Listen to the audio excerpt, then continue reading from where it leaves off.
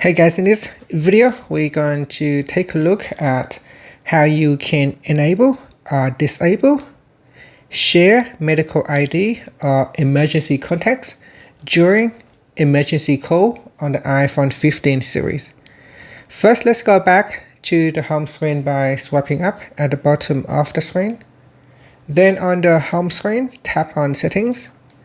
Next, in the Settings page, scroll down and then tap on Health.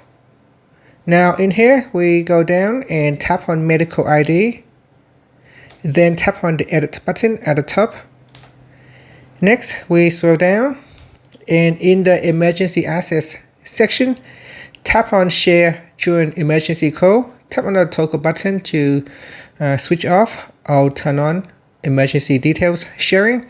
And it said here, if you call emergency services, iPhone can share your medical ID. And that's it. Tap on Done when you finish and swipe up to go back to the home screen. Thank you for watching this video. Please like and subscribe to my channel for more videos.